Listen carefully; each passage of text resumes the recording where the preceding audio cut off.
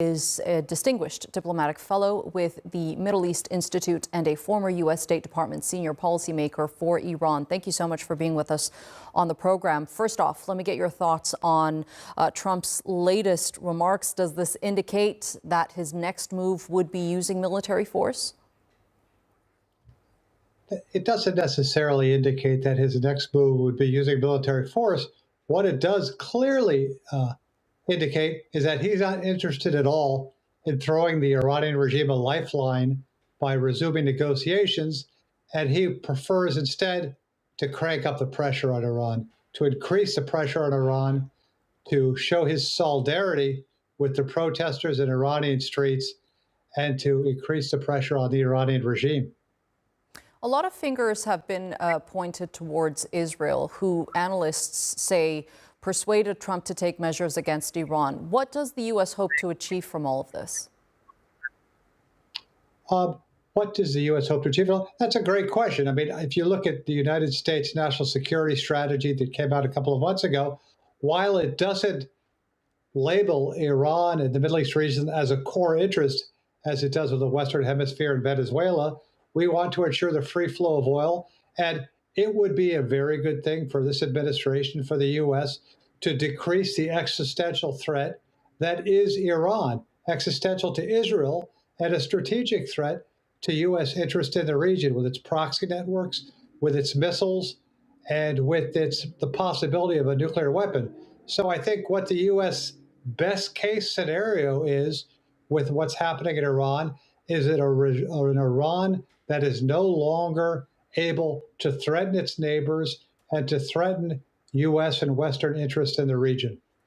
I mean, Trump was asked from one of those reporters on what retaliation could look like from Iran, and he said that during the last attacks that the U.S. had conducted on Iran, they were unable to respond. How do you think, though, Iran would respond if the U.S. were to use military tactics against the country? I mean, I think there's a distinction. As we saw in the 12-day war, Iran retaliated militarily to the combined Israel-U.S. strikes by sending missiles to U.S. base in Qatar. But before doing so, they informed Qatar.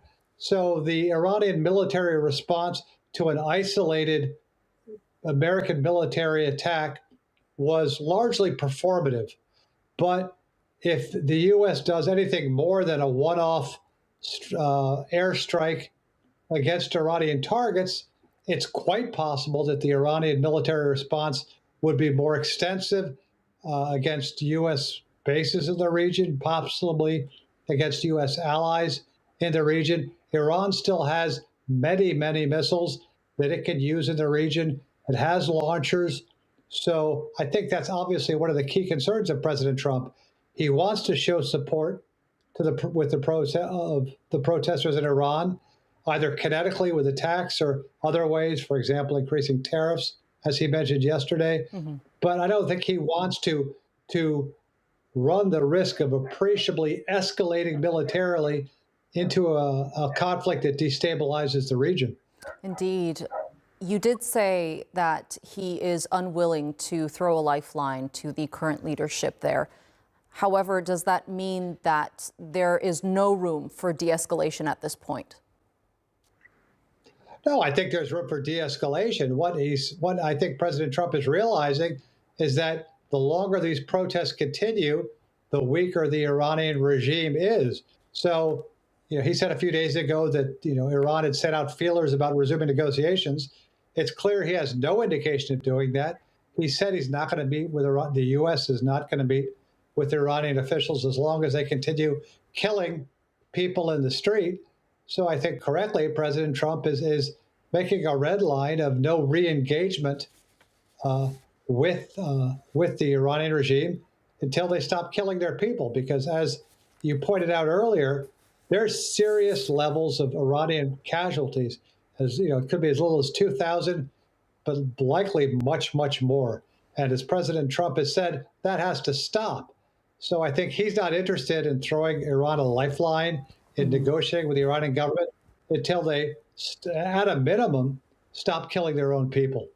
Yeah, we did hear from a human rights activist news agency that saying that nearly 2,000 people there have been killed, and we are aware that Trump is set to receive an updated report on the casualties within the country, and it's going to be interesting to see how he responds to that. Alan Eyre, thank you so much for being with us here on TRT World.